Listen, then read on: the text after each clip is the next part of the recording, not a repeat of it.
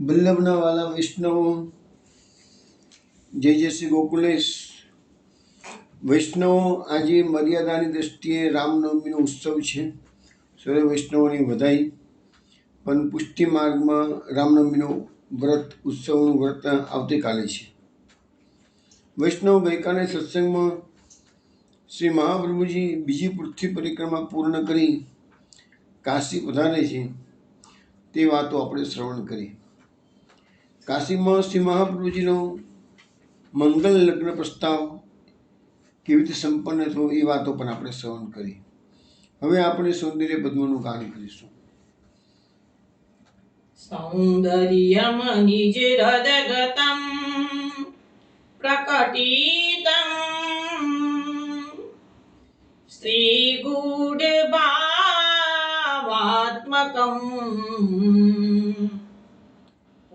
રૂપમ ચ પુનસ્તદંતર્ગતમ પ્રાવિવિશદ સ્વપ્રિયે સંશ્લિષ્ટા ઉભયોર્બભૌ રસમયઃ કૃષ્ણો હિ તત્સાક્ષિકમ રૂપમ તત્રિતયાત્મકમ પરમવિધેયં સદા વલ્લભમ ધ્યેયં સદા વલ્લભમ. વૈષ્ણવ, ગઈકાલે આપણે સુંદરદાસ અને માધવદાસ અને એ ઉપરાંત બાબા વેણુ કૃષ્ણદાસ, યાદવેન્દ્રદાસ, આ બધા વૈષ્ણવો શ્રી મહાપ્રભુજીની શરણે આવે છે તે પ્રસંગો શ્રવણ કર્યા. હવે આપણે કીર્તન શ્રવણ કરીશું. તેના શબ્દો છે: સખીરી મેરો મન શ્રી વલ્લભ સો અટક્યો. મેરો મન શ્રી વલ્લભ સો અટક્યો સખીરી. મેરો મન શ્રી વલ્લભ સો અટક્યો. મેરો મન શ્રી વલ્લભ સો અટક્યો સખી. મેરો મન શ્રી વલ્લભ સો અટક્યો. શ્રી વલ્લભ કી ચરણ કૃપા તે ફિરૈત ઉત નહીં ભટક્યો સખીરી. મેરો મન શ્રી વલ્લભ સો અટક્યો. વલ્લભ વલ્લભ શ્રી વલ્લભ મેં મન સટક્યો.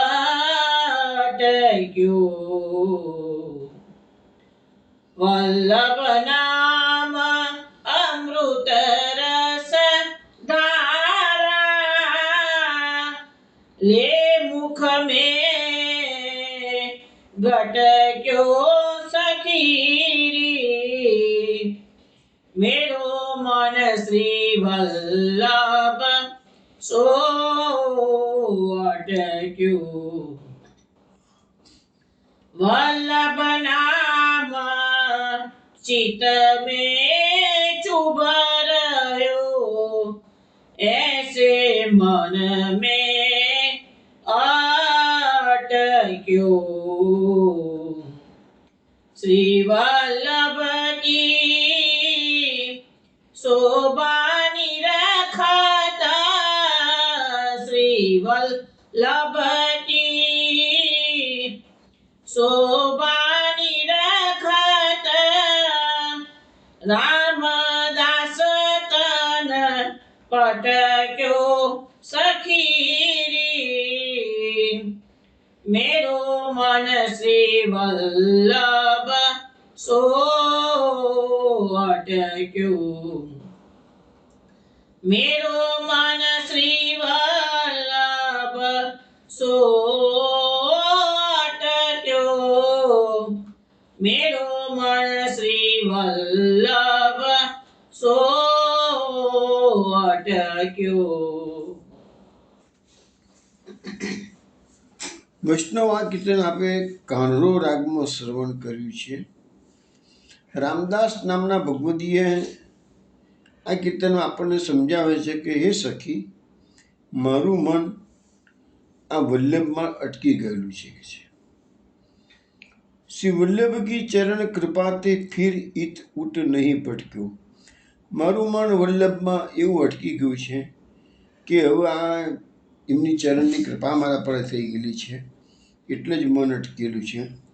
પણ હવે મારું મન આ બાજુ પેલી બાજુ સંસારમાં કોઈ જગ્યાએ ભટકતું હતું પહેલાં, પણ એમની કૃપાથી ભટકવાનું બંધ કરી દીધું છે। વલ્લભ વલ્લભ હી વલ્લભ મેં મન સટક્યો। બસ હવે તો આ જીવનમાં મેં વલ્લભની ચરણની કૃપા થઈ ગઈ છે। રાત દિવસ મને વલ્લભ વલ્લભ વલ્લભ જ સ્મરણ થયા કરે છે કે છે, અને મારું મન વલ્લભમાં હવે સમાઈ ગયું, પેલા કે અટકી ગયો છે, હવે કે સમાઈ ગયું છે કે છે।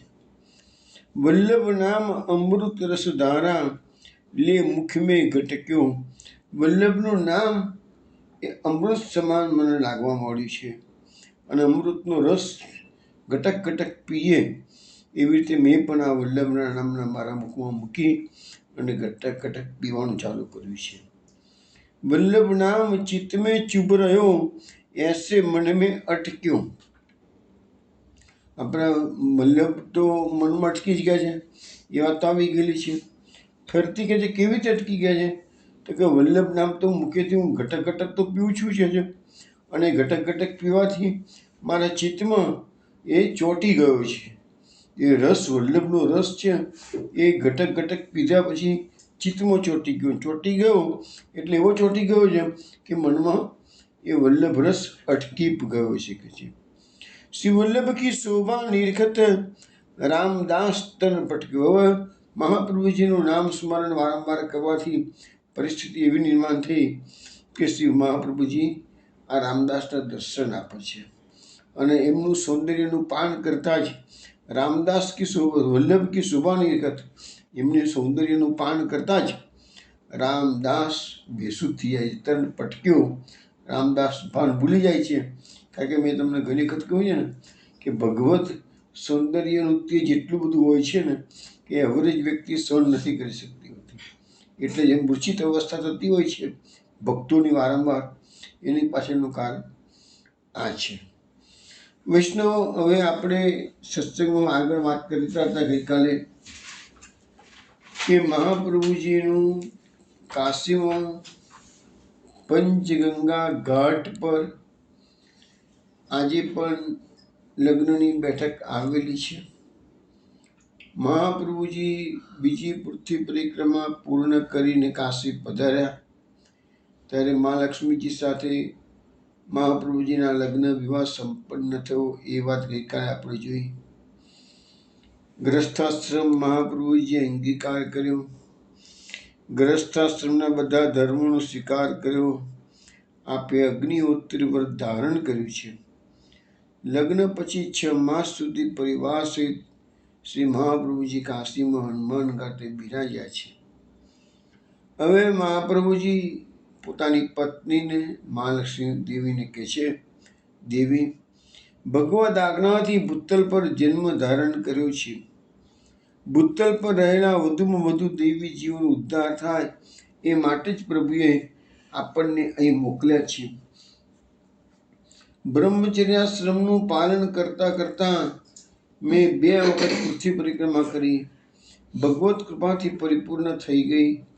14 વર્ષ જેટલો સમય ભારતના ખૂણે ખૂણે ફરવામાં, યાત્રા કરવામાં વ્યતીત થયો। બદ્રી કેદારથી રામેશ્વર, દ્વારકાથી જગન્નાથપુરી, આ બધો વિસ્તાર ખૂબ જ બોડા વિસ્તારમાં પથરાયેલા ભારત વર્ષમાં પ્રત્યેક તીર્થ સ્થાનોમાં વિચરણ કર્યું। માયાવાદી પંડિતો સાથે શાસ્ત્ર ચર્ચા કરી, પ્રભુનો જે સાચો સિદ્ધાંત છે મેં સ્થાપન કર્યું. અનેક દૈવી જીવોને શરણે લીધા. દૈવી જીવોને શરણે લઈ પ્રભુના ચરણમાં સોંપ્યા. પરંતુ હજી ભગવત્કૃત એ કાર્ય પૂરું થયું નથી. હજી તો અનેક જીવોને ભગવત શરણે લેવાના બાકી છે. હજી માયાવાદીઓનું જોર પણ હજુ પૂરેપૂરું ઓછું થયું નથી. તેથી માયાવાદીઓને જીતવાના પણ હજુ ઘણા બાકી છે. તેથી દેવી ત્રીજી પૃથ્વી પરિક્રમાનો આરંભ કરવાની મારી ઈચ્છા છે અને એ માટે તમારી અનુમતિ માગું છું. એમના પત્નીએ કહ્યું.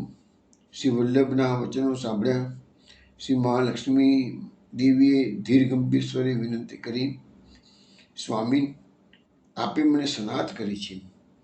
માતાજી દ્વારા આપણા અલૌકિક સ્વરૂપને, આપણા અદ્ભુત પ્રાકટ્યને હું જાણી છું. ધન્ય બની ગઈ છું. આપણા ભક્તોના આપના પ્રત્યેનો શ્રદ્ધાભાવ, અનુરાગ જોઈ હું વિસ્મિત થઈ જાઉં છું. શંભુ ભટ્ટ આદિ આપના સેવકો પાસેથી 2 વખત પૃથ્વી પરિક્રમા દરમિયાન આપનો અદ્ભુત પ્રભાવ, આપણું અદ્ભુત પ્રતાપ બળ, એના અનેક પ્રસંગો મેં અવકાશના સમયે શ્રવણ કરે છે. મને પણ ખાતરી થઈ ગઈ છે આપ ઈશ્વર રૂપ જ છો, આપ ભગવદ અવતાર છો. સ્વામી, આવા સ્વામી મને પ્રાપ્ત થયા છો ત્યારે આપને મૂકી અહીં એકલી કાશીમાં રહેવાનું મારું મન થતું નથી. 2 પૃથ્વી પરિક્રમા દરમિયાન આપે ઘણો કષ્ટ વેઠ્યો, પરિશ્રમ વેઠ્યો. મને લાગે છે કે હું હવે ત્રીજી પરિક્રમા આપણી સંગે રહી આપણી માટે ભોજન વગેરેની વ્યવસ્થા કરું, આપણાથી એવા દર્શન કર્યા કરું, આપણી સાથે તીર્થક્ષેત્રોમાં સ્નાન, દેવ દર્શન, સંતોનો સમાગમ, એ બધો આનંદ મને પણ મળે. પતિનું કર્તવ્ય છે કે સદૈવ પતિના સુખે સુખી અને દુઃખે દુઃખી થવું. માટે મને આપણી સહધર્મચારીણી બનાવી છે, તો મને પણ તે માટે આપણી સાથે ભારત યાત્રા કરવાની સંમતિ આપો. મહાપ્રભુજીએ જવાબ આપ્યો છે, દેવી, તમારી ભાવનાથી હું ખૂબ પ્રસન્ન થયો છું. ભારતીય સમાજમાં પત્ની માત્ર પત્ની બનીને રહેતી નથી, તે આખા કુટુંબની ગૃહલક્ષ્મી બનીને આવે છે અને રહે છે. આ ગૃહલક્ષ્મી આખા કુટુંબના સુખ માટે પોતાના સુખનો ત્યાગ કરતી હોય છે.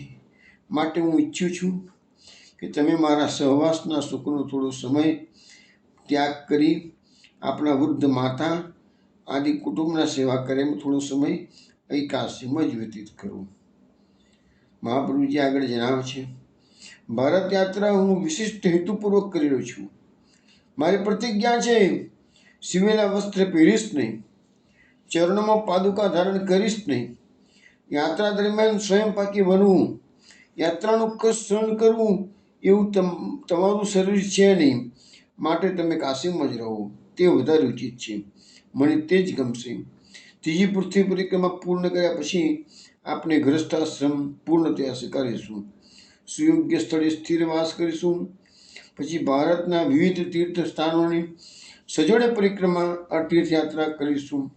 માટે મને આ ત્રીજી પૃથ્વી પરિક્રમાની અનુમતિ આપો. શ્રી મહાલક્ષ્મી દેવીએ શ્રી વલ્લભને સહર્ષ અનુમતિ આપી.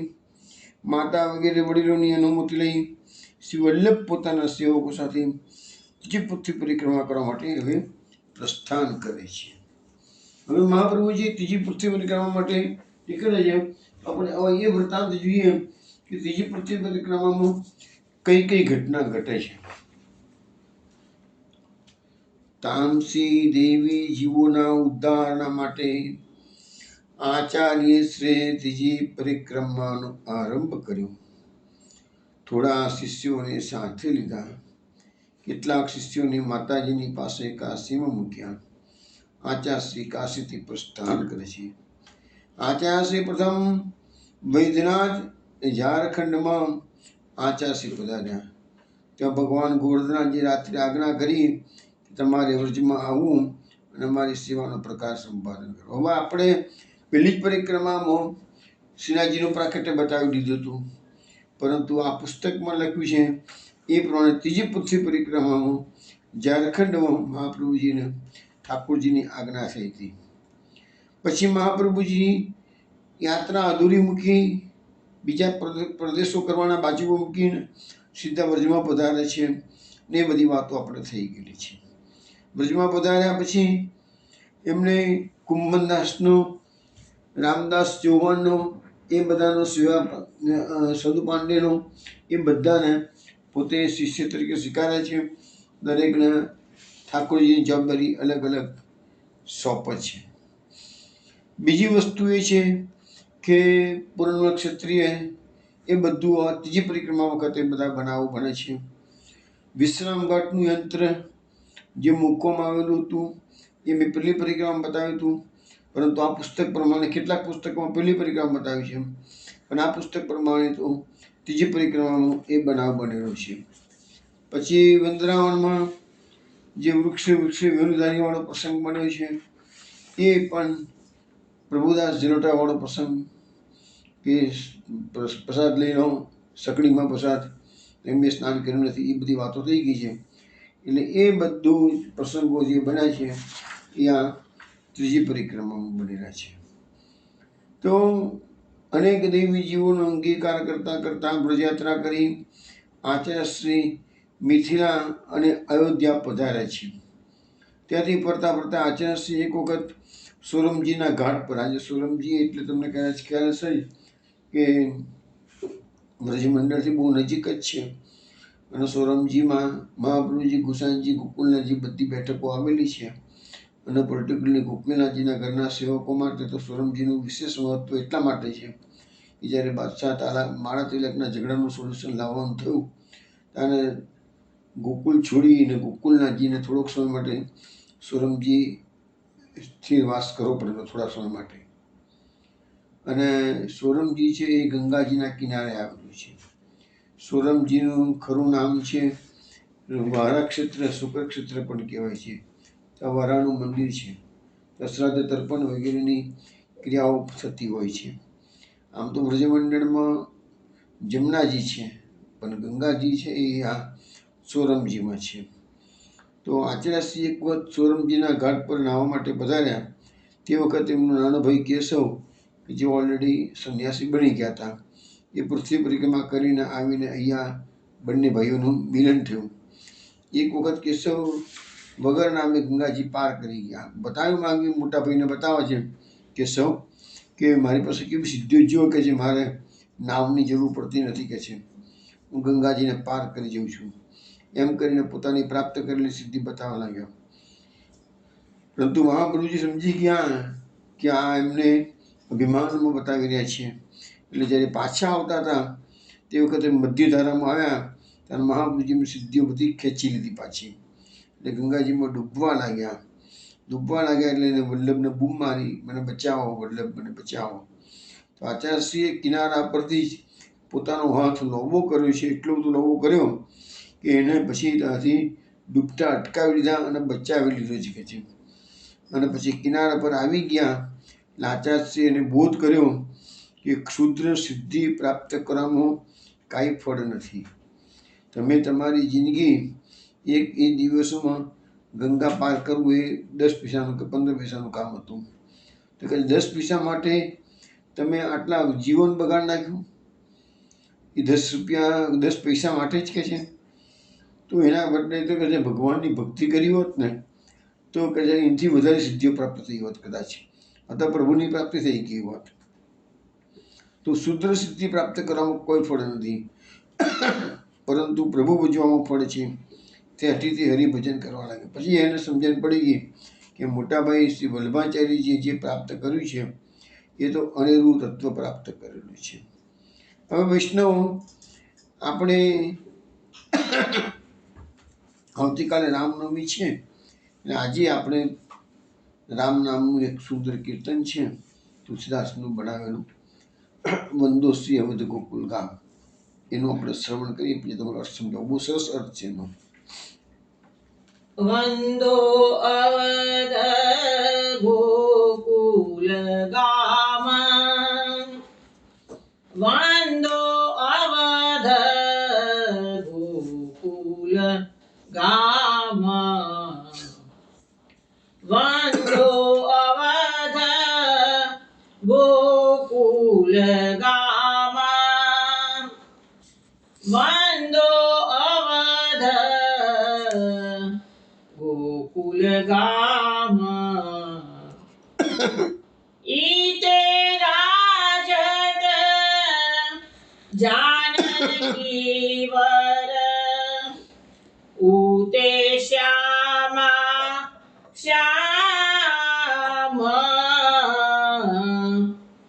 वन्दो अवध श्री गोकुलगाम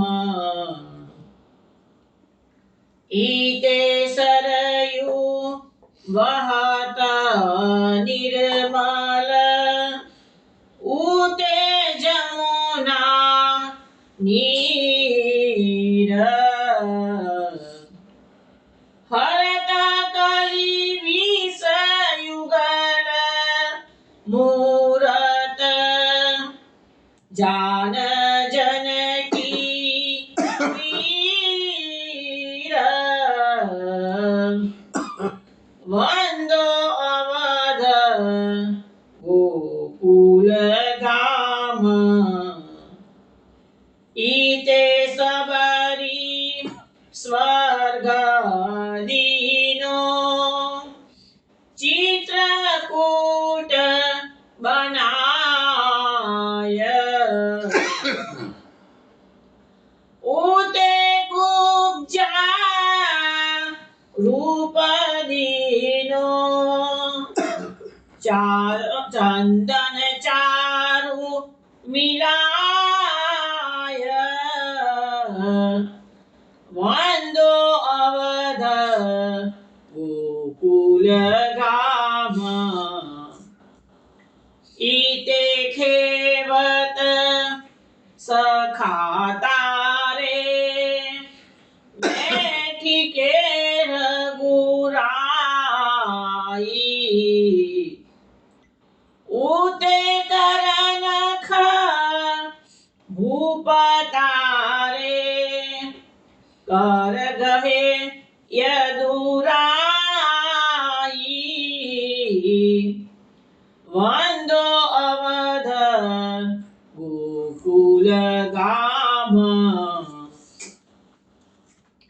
ईते सारंग पाणी सोहे ललित लक्ष्मण धीर ऊते मुरली कर विराजे हल गहे बलवीर वन्दो अवध गोकुलगाम ईते गौतम घरणी की गति कीनी राम सुजान ऊते द्रौपदी लाज राखी द्वारकापति कान्ह वन्दो अवध गोकुलगाम धीर सागर राम मूरत करे गिध निहाल ऊते गज वैकुंठ पढ़यो दोरी के नंदलाल वन्दो अवध गोकुलगाम कबहुआ बानंद के घर जात माखन खात तनक भोजन करो विरमो कहत कौशल्या मात वन्दो अवध श्री गोकुल गाम। ભક્ત હેતુ અવતાર લીધે ધરી દો અવતાર દાસ તુલસી શરણ આયો ઉતારો પાર વંદો અવધ ગોકુલ ગામ વંદો અવધ ગોકુલ ગામ વંદો અવધ ગોકુલ ગામ. વૈષ્ણવ આ કીર્તન આપે સારંગ રાગમાં શ્રવણ કર્યું છે. આ કીર્તન એકચ્યુઅલી તો તુલસીદાસજીનું બનાવેલું છે. તુલસીદાસજી તો બધા જાણે છો કે તુલસીદાસજી રામ ભક્ત છે, પરંતુ આ કીર્તન બનાવવા પાછળ તુલસીદાસજીનો એક બનાવ બનેલો છે, એનું તમને થોડું વર્ણન કરું છું. તુલસીદાસજી અને આપણા અષ્ટસખાવાળા નંદદાસજી બંને કેટલાક જગ્યાએ લખ્યું છે સગા ભાઈઓ છે અને કેટલીક જગ્યાએ લખ્યું છે ચચેરા ભાઈઓ છે, પણ ભાઈના સંબંધો તે વાત ચોક્કસ. તુલસીદાસજી મોટા છે, નંદદાસજી નાના છે. હવે તુલસીદાસજીને બંનેનો જન્મ થયો છે રામપુર ગામ. રામપુર ગામ એટલે ચિત્રકૂટથી નજીકમાં જ છે. હમણાં જાગૃતિબેન જીયા છે ત્યાંથી ફોન પણ આવ્યો હતો કે અમે રામપુર ગયા હતા એમ. તો એ રામપુર ગામમાં આ બંને ભાઈઓનો જન્મ થયેલો છે. પછીની બધી ઘટનાઓ એવી બની છે કે નંદદાસજી ફરતા ફરતા નીકળ્યા છે અને અહીંયા આવી ગયા છે, જવા નીકળ્યા દ્વારકા અને આવી ગયા છે અહીંયા બ્રજમંડળની અંદર. એ બધી પ્રસંગો જુદા છે. તુલસીદાસજીને જ્યારે સમાચાર મળ્યા કે મારો ભાઈ તો હવે કાયમ માટે બ્રજમંડળમાં રહે છે અને કૃષ્ણની ભક્તિ કરે છે, તો એમને નંદદાસજીને પહેલાં તો પત્ર લખ્યો સમજાવવા માટે કે ભાઈ આપણે તો શ્રી રામચંદ્રજીને પતિ બનાવ્યા છે, તો પ્રતિવ્રત ધર્મ છોડીને તે કૃષ્ણની ઉપાસના શા માટે શરૂ કરી શકે છે. તો આવો એક પત્ર લખ્યો. નંદદાસજીએ જવાબ મોકલાયો, પતિ હમારે રામ હૈ રઘુકુલ કૃપા સુજાન મન વ્યભિચારી હે ગયો સુન બંસી કી તાન. મોટા ભાઈને જવાબ આપે છે કે ભાઈ આપણા પતિ તો રામ જ છે, હું ના નથી પાડતો કે છે, રઘુકુલ છે એ જ આપણા પતિ છે કે છે, પણ આ કનૈયાની બંસીનો અવાજ સાંભળ્યો છે ને, મેં ધૂન સાંભળી છે ને કે છે, ત્યારથી મારું મન કહે છે કે એમાં લાગી ગયું. એટલે વ્યભિચાર જેને કહે ને, પોતાનો પતિ છોડીને જે સ્ત્રી બીજાની પાસે ભટકવા જાય તો એને વ્યભિચારી કહેવાય. તો એવી રીતે અહીંયા એને ચોખ્ખું કીધું છે કે મારું મન કહે છે આ કનૈયામાં ફસાઈ ગયું છે કે છે. રામચંદ્રજીનો તો એક પત્ની વ્રત છે કે છે. તો પછી કહે છે કે એ જ્યારે અમારો કૃષ્ણ તો અનેક અનેક પત્નીઓને સાચવે છે કે છે, કોઈ દાડો ફરિયાદ નથી આવી કોઈ પત્નીની કે છે. રામચંદ્રજીની પત્ની એક હતી તો પણ રાવણ એનું હરણ કરી ગયું છે. અમારા કૃષ્ણને તો 16,008 છે તો વાંધો નથી આવ્યો કે છે કશું. આવો જવાબ મોકલાવ્યો છે કે છે. એટલે તુલસીદાસજી પછી એમ થયું કે લાવ આ સીધી રીતે નહીં માને કે છે, લાવ મને બ્રજમંડળમાં જવા દો કે છે. તુલસીદાસજી નંદાજીને સમજાવવા માટે બ્રજમંડળમાં પધારે છે અને તુલસીદાસજી કનૈયાના આવીને નંદાસજીને આવીને કહે છે, અરે એવું દુનિયામાં કયું પાપ છે જે રામચંદ્રજીના નામ લેવાથી ના જતું રહે. રામચંદ્રજીના નામમાં તાકાત કેટલી છે કે પાપનો ઇમિડિયેટલી ક્ષય થઈ જાય છે કે છે, રામ નામ બોલવાથી કે છે. તો પછી એવા રામચંદ્રજીને ભજને શુક્રા કૃષ્ણને ભજે છે કે છે. તો નંદાસજી તો શીઘ્ર કવિ હતા. નંદાસજીએ તરત જવાબ આપ્યો છે. બહુ સરસ છે પદ આપણા સંપ્રદાયમાં ઘણું જાણીતું છે. કૃષ્ણ નામ જેવતે શ્રવણ સુનિયાની ભૂરીની ભવન હો તો બાવરી ભૈરી. બહુ સરસ પદ છે. અરે તમારા રામચંદ્રજીનું તો ખાલી નામ લેવાથી બાપો બળીને ભસ્મ થાય છે, પણ અમારા કૃષ્ણની વાત તમને શું કરું કે છે. કૃષ્ણ નામ જબતે શ્રવણ સુન્યો રિયાલી, અરે જ્યારથી કૃષ્ણનું નામ આ કાનમાં પડ્યું છે ને કે જે શ્રવણ થયું છે ને મને, ત્યારથી ભૂલી રહી ભવાન. ગોપી કહે છે હું તો મારું ઘરબાર ભૂલી ગઈ કે છે, બાવરી બૈરી ગાંડી ગાંડી થઈ ગઈ છું કે છે, કૃષ્ણના નામમાં જ પાગલ થઈ ગઈ છું શ્રવણ કરવામાંથી. બરોબર આવે ને ચિત્તહું ન પરે ચેન, અરે મારા વારંવાર મારી આંખો ભરાઈ જાય છે, ચિત્તમાં ચેન પડતું નથી. મુખું ન આવે બેન તનકી દશા કછું ઓછી ભૈરી, અરે કે છે મારા મુખમાં મારી વાણી બંધ થઈ ગઈ, મારી જીભ સિવાઈ ગઈ છે કે છે, અને મારા શરીરની દશા તો કંઈક ઓર બગડી ગયેલી છે કે જે કૃષ્ણનું શ્રવણ કર્યું છે નામ એના માત્રથી કે છે.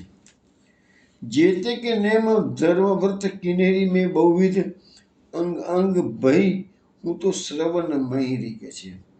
અત્યાર સુધીમાં મેં ગમે તેટલા ધર્મ વ્રત તો કર્યા હોય, નિયમો માન્યા હોય, બધું કર્યું હોય કે છે, પણ આ નામ તો સાંભળ્યું છે ને તો મારા અંગે અંગની અંદર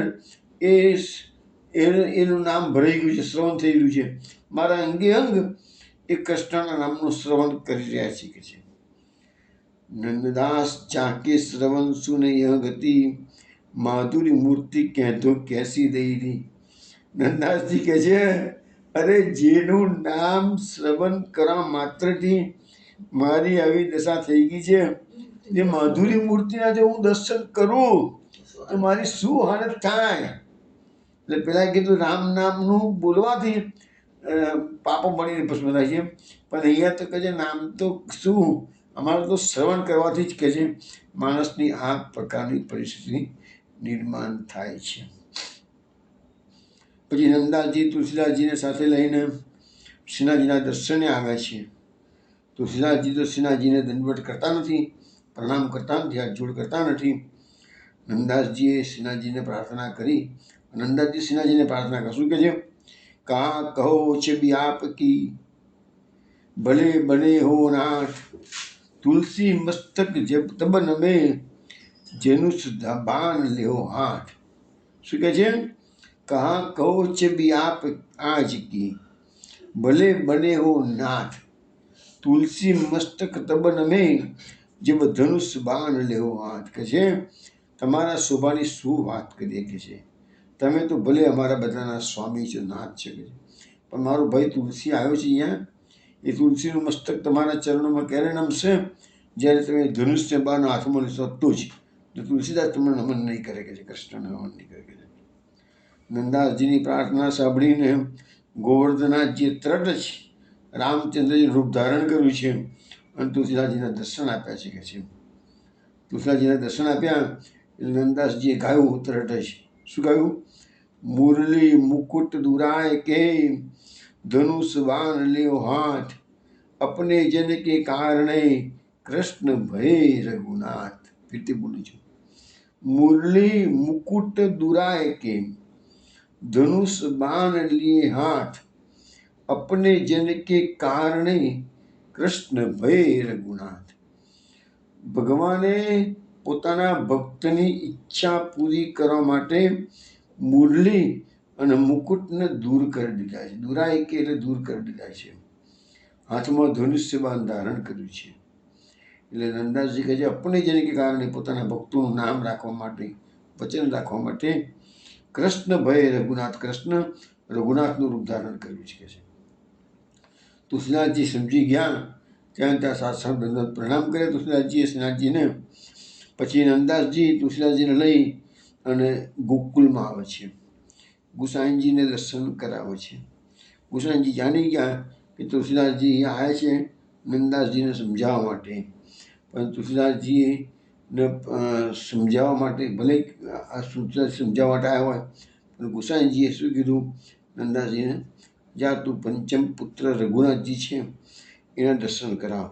એટલે પાંચમા પુત્ર રઘુનાથજી અને એમની પત્નીનું નામ જે જાનકી હોવું એના દર્શન કરવા માટે ગયા.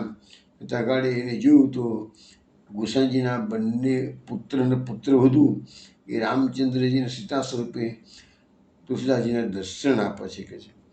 એટલે એ તો દર્શન કરીને બહુ દંડવટ કરીને પ્રસન્ન થઈ ગયા.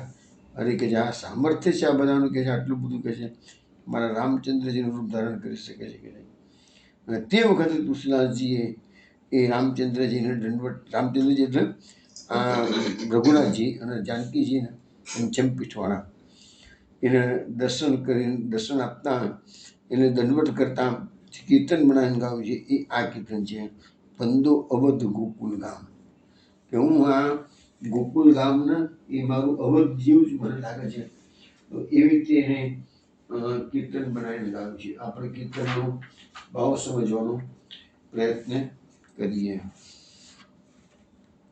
બંદો અવધ ગોકુલ ગામ, હું આ ગોકુલ ગામના અમારું અવધના જેવું જ છે એનું હું વંદન કરું છું. ઈતે રાજત જાનકીવર ઉતે શ્યામા શ્યામ. ત્યાં અવધની અંદર જાનકીવર શબ્દ વાપર્યો છે. જાનકી એટલે સીતા માતા અને વર એટલે સીતાનો વર એટલે કે રામચંદ્રજી છે. તો આગળ જાનકી વર શબ્દનો પ્રયોગ કર્યો. ઈતે શ્યામા શ્યામ. શ્યામા શ્યામ એટલે સ્વામિનીજી અને કૃષ્ણ બંને આ બાજુ બિરાજી રહ્યા છે, જ્યારે તો આગળ રામચંદ્રજી બિરાજી રહ્યા છે. ઈતે સરયુ વહત નિર્મલ ઉતે યમુના નીર. હવે ત્યાં આગળ તો અયોધ્યાની અંદર, અવધ એટલે અયોધ્યા, અયોધ્યામાં સરયુ નદી વહે છે, જ્યારે ગોકુળની અંદર અહીંયા યમુનાજી વહે છે. હરત કલી વિષ યુગલ મૂરત જાન જનકી પીર. બંને નદીઓ છે એ હરત કલી વિષ, કલી એટલે કલિકાળનું, વિષ એટલે દોષો. તો આ બંને યમુનાજીનું સામર્થ્ય અને સરયુનું સામર્થ્ય શું છે? તો પોતાના ભક્તોના કલિકાળના દોષોનું દૂર કરવા. યુગલ મૂરત જાન જનકી પીર. યુગલ મૂરત એટલે બંને જણા, બંને નદીઓ કે જાન જનકી પીર પોતાના ભક્તોનું દુઃખ જોઈ અને એના પર કૃપા કરે છે કે ઈતે સવરી સ્વર્ગ દીનો ચિત્રકૂટ બનાવી. ત્યાં આગળ સબરીને રામચંદ્રજીએ સબરીના એઠાબોળ ખાધા છે અને એને સ્વર્ગનું સુખ પ્રાપ્ત કરાવડાવ્યું છે. ચિત્રકૂટ બનાવી. હવે હકીકતમાં સબરીને અને ચિત્રકૂટને કોઈ સંબંધ નથી. ચિત્રકૂટ એ અહીંયા આ સાઈડ પર આવેલું છે. આપણે ચિત્રકૂટનો અડધો ભાગ જે છે ને એ યુપીમાં છે ને અડધો ભાગ એમપીમાં છે. અને જે સબરીનો પ્રસંગ બનેલો છે રામચંદ્રજીનો એ પંપા સરોવરનો, એટલે કે સાઉથ ઇન્ડિયાનો બનેલો પ્રસંગ છે. પણ ચિત્રકૂટનો ઉલ્લેખ કર્યો છે અને સબરીના પ્રસંગમાં એને સ્વર્ગનું સુખ પ્રાપ્ત કરાવી શકે છે. જ્યારે અહીંયા ઉતે કુબજા રૂપ દીનો ચંદન ચારુ વિસલાઈ. એટલે અહીંયા તુલસીદાસજી કહે છે જે કૃષ્ણએ, રામચંદ્રજીએ સબરી પર કૃપા કરેલી છે તેવી રીતે કૃષ્ણએ અહીંયા કુબજાનું એક થોડું ચંદન લીધું, થોડું ચંદન કુબજાનું લીધું, તેને રૂપ અનુપમ લીધું. ધન્ય ધન્ય નરસિંહ તારી વાણી એમાં બોલ્યા છે સારંગ પાણી. એવું એક ભજન છે નરસિંહ મહેતાનું, એમાં પણ આ જ વાત કહેવામાં આવી છે. તો ઈતે ખેવત સખતા સખા તારે બેઠી કે રઘુરાઈ. હવે કેવટની નામો બેઠા હતા. હવે કેવટ તો એનો દાસ હતો, પણ એને સખા માણી અને ભગવાને એની જોડે વર્તન કરેલું શીખે છે અને એને તારી લીધું શીખે છે. ઉતે કર્ણક ભૂપ તારે કર ગહે યદુરાઈ. હવે અહીંયા શબ્દ વાપર્યો છે કર્ણક. ભૂપ તારે, ભૂપ એટલે રાજાઓને, તારે એટલે ઉદ્ધાર કર્યો. કેવી રીતે? કર ગહે યદુરાઈ. યદુરાઈ શ્રી કૃષ્ણ ભગવાને અનેક રાજાઓ એટલે કે 20,800 રાજા જરાસંઘના કેદીખાનામાં ફસાયેલા હતા, એ બધાનો ઉદ્ધાર કર્યો છે. પણ કર્ણક શબ્દ કેમ વાપર્યો છે? કર્ણક શબ્દનો અર્થ એવો થાય છે કે ભગવાને જાતે જરાસંઘને માર્યો નથી. જરાસંઘને મરાવ્યો છે ભગવાને ભીમના દ્વારા.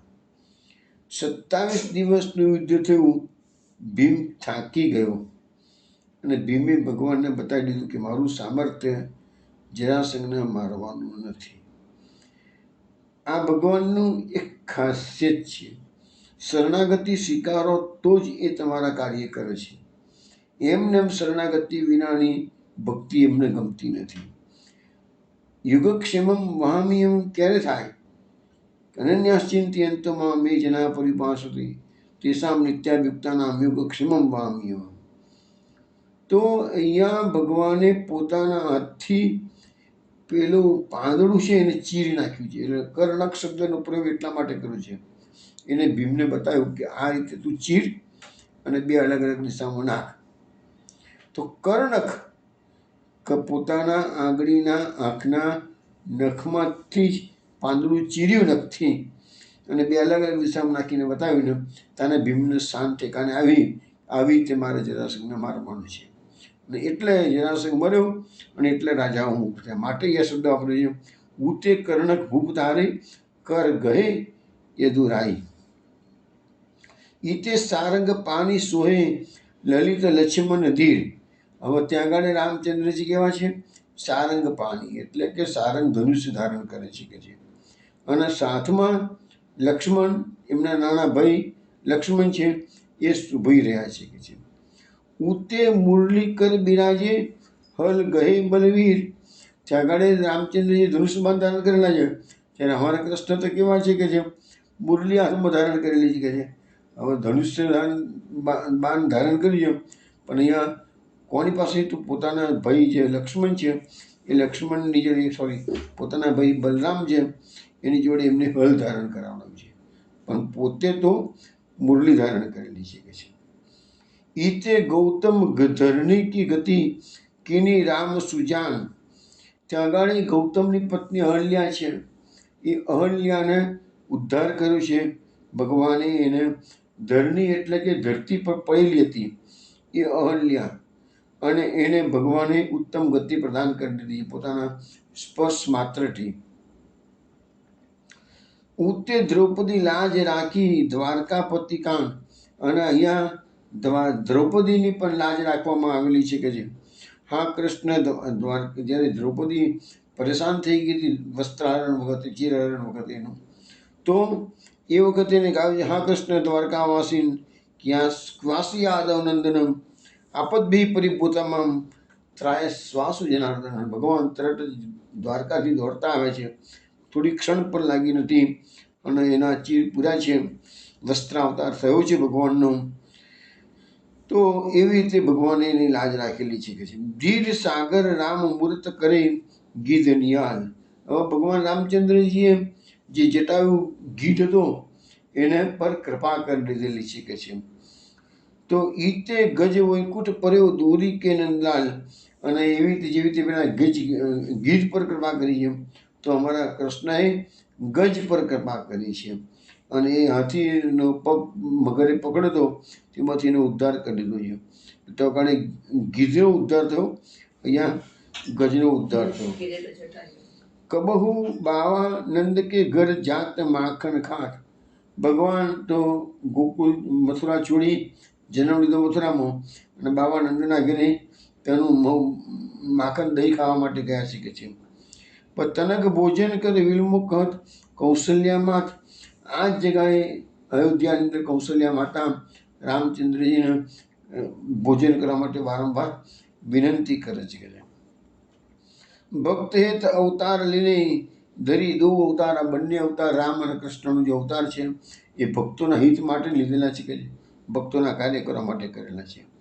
દાસ તુલસી શરણ આયકો ઉતારે પાર. તુલસીદાસજી કહે છે કે હું તમને મને પાર ઉતારો કે છે, હું તમારી શરણે આવ્યો છું.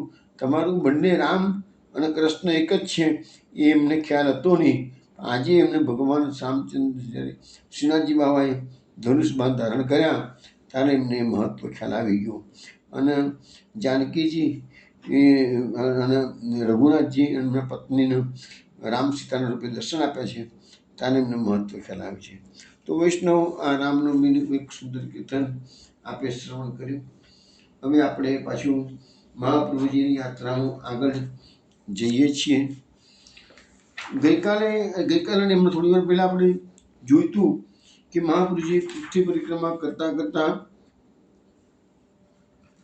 પાછા સોરમજી પધાર્યા છે. સોરમજીની વાત મેં કરી. સોરમજીથી પાછા મહાપ્રભુજી કાશી પધાર્યા છે. હવે કાશીમાં એક બનાવ એવો બન્યો કે સાયંકાળે આચાર્ય શ્રી મણિકર્ણિકા ઘાટ પર સ્નાન સંધ્યા કરી અને બિરાજમાન હતા. એ વખતે પોતાના સેવક કૃષ્ણ મેઘન અને બધા આજુબાજુ મીટળાઈને બિરાજમાન હતા. સત્સંગ ચાલતો હતો અને એ વખતે રાણા વ્યાસ નામના ગોધરાના એક સાચોરા બ્રાહ્મણ પંડિત ત્યાં આવી ગયા. આચાર્યશ્રી સંધ્યા વંદન કરીને બિરાજમાન હતા. કૃષ્ણાસે તે વખતે અનાયાસે એમને પ્રશ્ન પૂછ્યો, હે કૃપાનાથ, ગંગાજીનું મૃત્યુ વખણાય છે, તો જે લોકો ગંગાજીમાં પડીને આત્મહત્યા કરે છે તો તેમનું શું ગતિ થાય? સામાન્ય રીતે ગંગાજીમાં કોઈ પડીને મરી જાય તો એનો ઉદ્ધાર થઈ જાય. કાશીનું વખણાય છે અને ગંગાજીનું પણ વખણાય, પણ કોઈ અપઘાત કરીને મરે તો શું ગતિ થાય? ત્યારે આચાર્યશ્રીએ કહ્યું કે શ્રી ગંગાજી આત્મઘાત કરનારનો સ્પર્શ સુદ્ધા કરતા નથી, પણ એનું મૃદું માછલા વગેરે પ્રાણીઓ ખાઈ જાય છે અને વખતે પ્રવાહમાં ઠેલાઈને કોઈ કિનારા પર જઈ પડે છે તો ગીધ અને બીજા જનાવરોનું તો ભક્ષ થાય છે. આત્મઘાત કરનાર માણસ 7 જન્મ સુધી આત્મઘાત કર્યા પછી નરકમાં પડે છે. એમ થવાથી એને આલોક કે પરલોકનું સુખ મળતું નથી. આ ઉત્તર સાંભળી રાણા વ્યાસે આચાર્યશ્રીને હવે તે વખતે રાણા વ્યાસ ઘરે આવેલા હતા અને આ વાર્તાલાપ ચાલતો હતો, એના કારણે આ શબ્દો પડ્યા. તો રાણા વ્યાસે આચાર્યશ્રીને પગે લાગીને કહ્યું કે આપ તો મારા ઉદ્ધારના માટે પધાર્યા હોય એમ જ લાગે છે. આપ ન પધાર્યા હોત અને આત્મઘાત ન કરવો જોઈએ એમ આપણે ન કહ્યું હોત તો આજે સંધ્યાકાળે શ્રી ગંગાજીમાં ડૂબીને મરવાનો હતો કે છે. આચાર્યશ્રીને પૂછ્યું, ભાઈ તારે આવું કેમ વિચારવું પડ્યું? ત્યારે રાણા વ્યાસે કીધું કે કૃપાનાથ, હું ગોધરાનો સાચોરા બ્રાહ્મણ છું. શાસ્ત્ર વગેરેનો અભ્યાસ કરી હું એક વખત કાશીમાં આવ્યો હતો. ત્યારે સભા કરીને બીજા પંડિતો સાથે વાત કરીને જીતી ગયો હતો. તેથી હિંમત આવવાથી હું યાત્રાના વિશે દક્ષિણ તરફ ગયો. ત્યાં પણ મેં કેટલાક સ્થળોએ સભા ભરી, દરેક જગ્યાએ વાદોમાં જીત્યો. દિવસે દિવસે મારો અભ્યાસ જારી રાખ્યો. હવે મને ગર્વ થવા મળ્યો કે હું એક નામાંકિત પંડિત છું. તેથી હું ફરીથી હાલમાં કાશી તરફ આવ્યો. આજે બપોરે સભા કરી વાત કરવા ગયો, પણ હું એક જ મુહૂર્તમાં હારી ગયો. તેથી મારું મન ઘણું ઉદાસ થઈ ગયું છે. હારીને જીવવું એના કરતાં તો મરવું બહેતર છે, અને વળી તે પણ આવા પવિત્ર ધામમાં મરીશ તો મારું ઉદ્ધાર થશે એમ મારી હું ગંગાજીમાં ડૂબી મરવાના ઈરાદાથી અહીં આવ્યો હતો. પણ અનાયાસે આપણો સત્સંગ સાંભળી મારો વિચાર ફરી ગયો છે, માટે હવે આપ મને શરણે લો અને ઉપદેશ આપો. ત્યારે આચાર્યશ્રીએ એને સ્નાન કરી આવવાનું કહ્યું. રાણા વ્યાસ સ્નાન કરી આવ્યા એટલે નામ મંત્ર આપી બ્રહ્મ સંબંધ કરાવ્યો. પછી પોતાના મુકામે લઈ જઈ આચાર્યશ્રી અને ભક્તિ માર્ગનું રહસ્ય સમજાવ્યું અને એને કહ્યું, હાર જીતથી ગભરાવાનું કારણ નથી. સુખ દુઃખ, જય પરાજય સર્વે સરખા ગણી માત્ર શ્રીહરિને સેવવા એ દરેક મનુષ્યનું કર્તવ્ય છે. હારેલો માણસ જીવતો હોય તો ફરીથી જીતી શકે છે, પણ દેહ ત્યાગ કર્યા પછી તેમ બની શકતું નથી. માટે કદી પણ જીવતરથી કંટાળી ક્ષણિક આવેશમાં અમૂલ્ય દેહનો દ્રોહ કરવો નહીં. કારણ કે આ દેહ કેવો છે? અમૂલ્ય આપે છે. ભગવત પ્રાપ્તિ કરવા માટે આ મનુષ્ય જીવન એક નૌકા છે, મનુષ્ય શરીર, અને આવી તક ફરીથી મળતી નથી. અશક્ય સુશક્ય સર્વથા શરણમ મરી. અશક્ય સુશક્ય વસ્તુમાં સર્વથા શ્રીહરિનું શરણ સ્વીકારવું. ભગવાને ગીતામાં પણ કીધું છે. શ્લોક અહીંયા મહાપ્રભુજી ટાંકે છે, સુખ દુઃખે સમે કૃત્વા લાભા લાભો જયા જયો તતો ઉદ્ધાય યુજ્યસ્વ નૈવમ પાપમ અવાપ્સ્યસી. ગીતાના 2 અધ્યાયનો શ્લોક છે. એમાં ભગવાન શ્રી કૃષ્ણ અર્જુનને કહે છે, સુખ ને દુઃખને, લાભના હાનિને, જય પરાજયને સરખા માનવાના અને યુદ્ધમાં જોડાવ. એ પ્રમાણે કરવાથી અર્જુન તું પાપને સ્પર્શ કરી શકીશ નહીં. એ માટે સર્વ કર્મો ફલાનુસંધાન રહિત કરવા, કારણ કે તેમ કરવાથી તે કર્મો પરિપૂર્ણ રીતે થાય છે અને બંધનકારક ન પડતા. આપણે મુખ્ય શું છે કે આપણે જે કર્મો કરીએ છીએ આપણા માટે બંધન કરતા પડે છે, પણ એ જ કર્મો કરવા ખાતર કરતા હોઈએ, ફલાકાંક્ષા રહિત કરતા હોઈએ તો આપણને બંધન કરતા થતા નથી. પછી રાણા વ્યાસ આચાર્યશ્રીની પાસે થોડા દિવસ રહ્યા. આચાર્યશ્રી તેને અધિકારી જાણી ભક્તિ માર્ગના રસનું દાન કર્યું અને હંમેશા માટે તે પ્રમાણે વર્તવા માટે નીચેના 4 હવેના જે 4 શ્લોકો હું કહું છું એ રાણા વ્યાસના ઉપદેશમાં મહાપુરુષે કહ્યા છે. એને આપણે રાણા વ્યાસની ચતુશ્લોકી કહીએ છીએ. હવે વૈષ્ણવો વિનોદા ગાન કરે છે 4 શ્લોકોનું. તમે બધા વૈષ્ણવો હાથમાં પુસ્તક રાખ્યું હશે, મોટા ભાગના તો મોઢે આવડતું જ હશે. તો એ 4 શ્લોકોનો રોજ આપણે પાઠ કરતા જોઈએ છીએ, પણ આજે બધા સમૂહ પાઠ કરવાનો છે. ચતુશ્લોકી.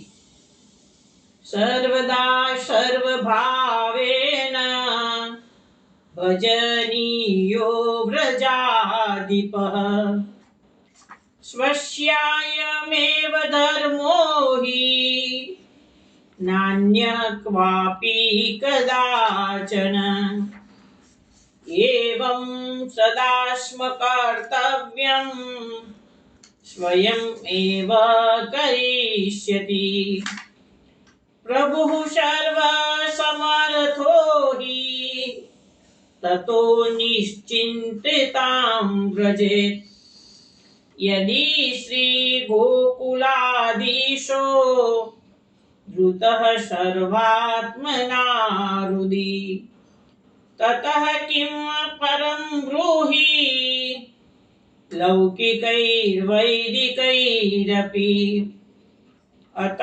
સર્વાત્મના શશ્વત ગોકુલેશ્વર પાદયોઃ સ્મરણં ભજनं ચાપી ન ત્યાજ્યમ ઇતિ મે મતિઃ ન ત્યાજ્યમ ઇતિ મે મતિઃ. વૈષ્ણવ મહાપ્રભુજીએ આ 4 શ્લોકોમાં રાણા વ્યાસને ધર્મ, અર્થ, કામ અને મોક્ષનું સ્વરૂપ સમજાવ્યું છે. આપણા સનાતન સંપ્રદાયની અંદર 4 પુરુષાર્થો કહેવાય છે. પહેલો પુરુષાર્થ છે ધર્મ.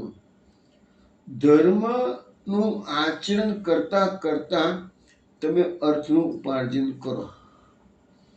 ધર્મને નેવે મૂકીને નહીં, બિલકુલ નહીં.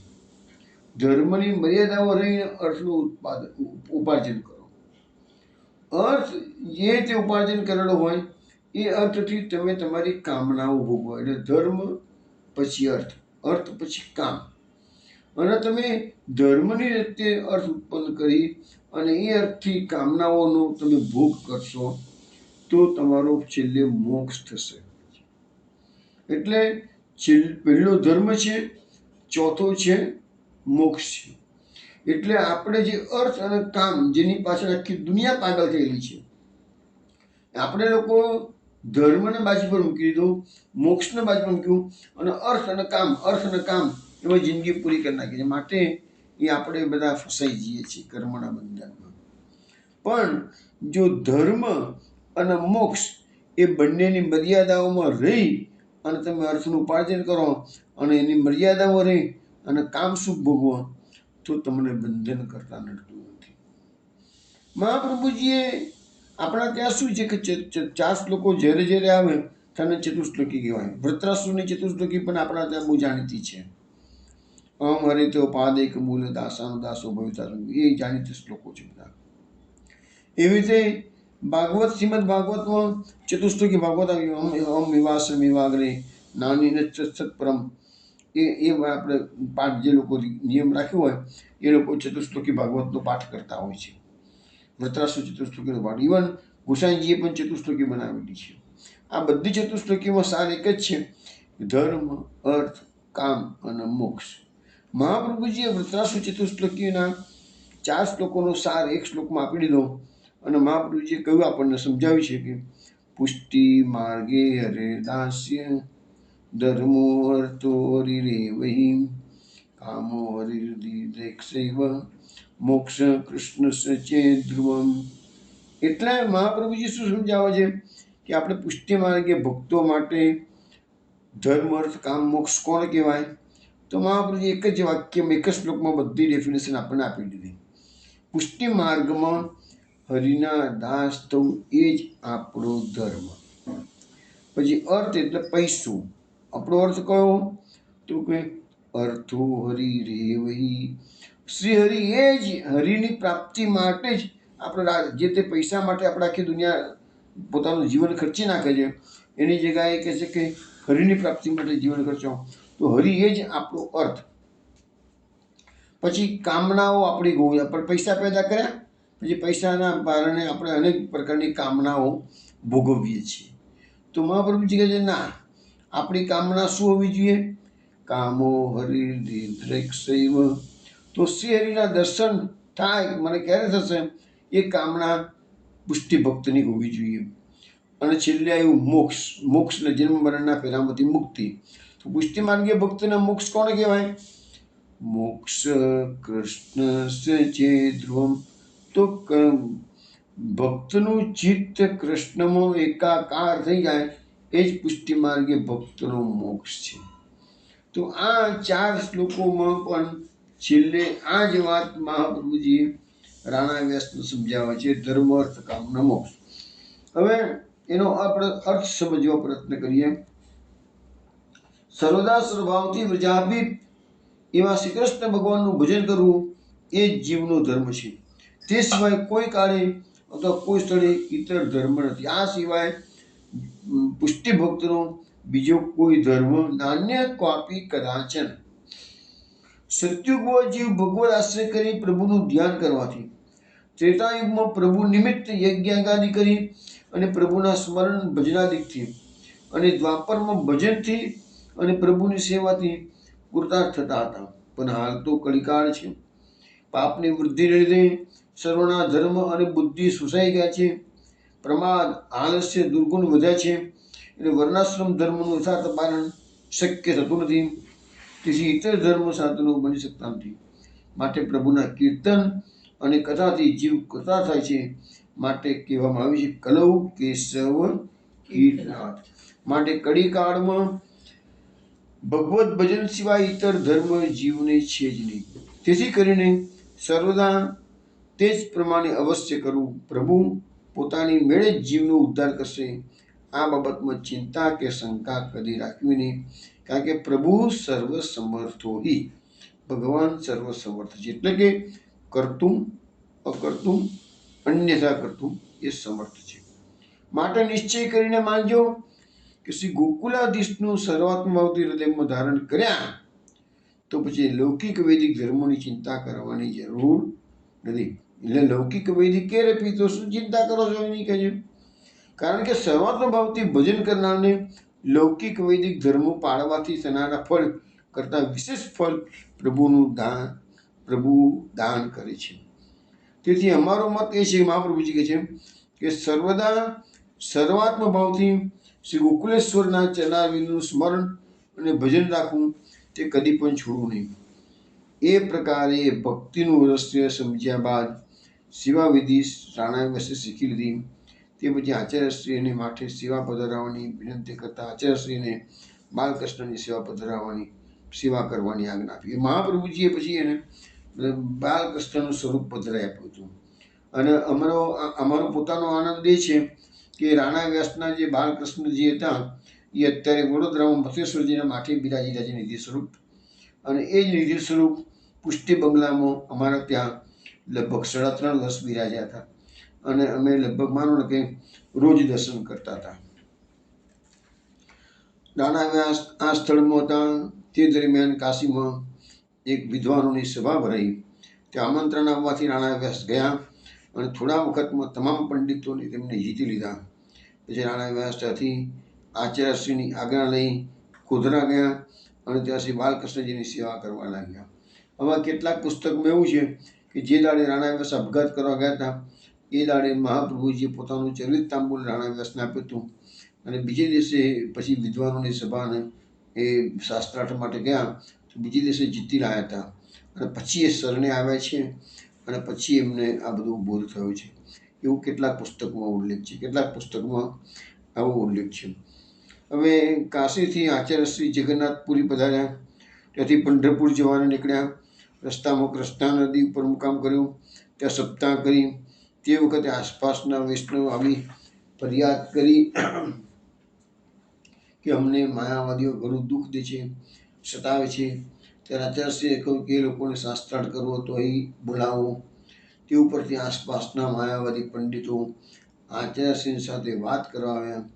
આચાર્યશ્રીએ વાદમાં માયાવાદીઓને હરાવ્યા અને ભક્તિ માર્ગનો બોધ કર્યો.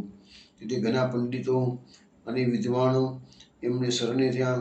સપ્તાહની સમાપ્તિ કરી. ત્યાંથી આચાર્યશ્રીએ પંઢરપુર પધારી શ્રી વિઠ્ઠલનાથજીને પોતે લગ્ન કર્યાની હકીકત નિવેદન કરી. સેવાથી પસંદ કર્યા બાદ રેવાજીને ઉત્તર કાંઠે પધાર્યા. તો મહાપ્રભુજીની યાત્રાનો વૃત્તાંત ત્રીજી યાત્રા શરૂ થઈ ગયેલી છે અને આપણે અહીંયા અટકાવીએ છીએ આપણી ત્રીજી યાત્રાનું.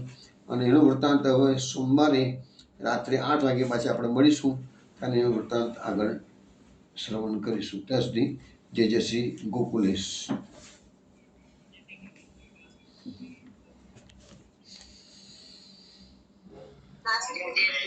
જય જય શ્રી ગોકુલેશ. જય જય શ્રી ગોકુલેશ. જય જય શ્રી ગોકુલેશ.